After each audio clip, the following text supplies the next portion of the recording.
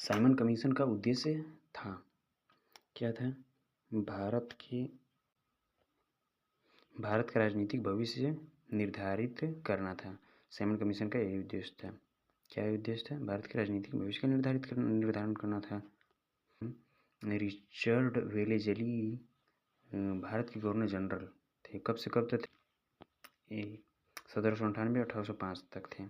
इनने सहायक संधि 1800 में फोर्ट विलियम कॉलेज की स्थापना की थी इन्होंने। ये इंपॉर्टेंट 1800 में फोर्ट विलियम कॉलेज की स्थापना रिचर्ड वेलेजली। सीपी इल्बर्ट निम्नलिखित में से किसके अधीन परिषद के विधि सदस्य थे? तो ये लॉर्ड रिपन के समय में थे। लॉर्ड रिपन के समय में थे। 1835 में अंग्रेजों की शिक्षा अधिनियम के परिणाम स्वरूप को शिक्षा का माध्यम बनाया गया था। अंग्रेजी उच्च सत्ता के अंतिम हस्तांतरण पर चर्चा करने के लिए कैबिनेट मिशन भारत आया था। 1946 में कैबिनेट मिशन भारत है। सत्ता के अंतिम हस्तांतरण पर चर्चा करने के लिए 1946 में कैबिनेट मिशन भारत आया था। कानपुर के विद्रोह नाना साहब निम्नलिखित में से किसके पेशवा पुत्र थे? बाजीराव द्वितीय के पुत्र थे।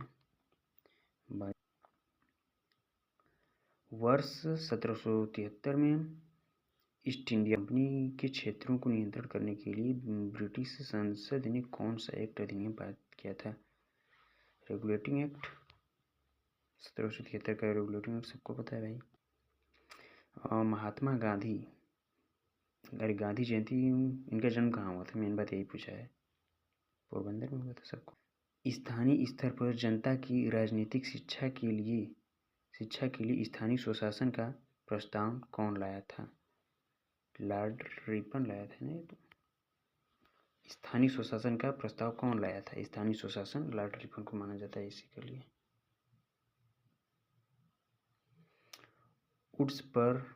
शिक्षा पर वुड्स डिस्पैच नामक व्यापक आदेश पत्र कब भेजा गया था?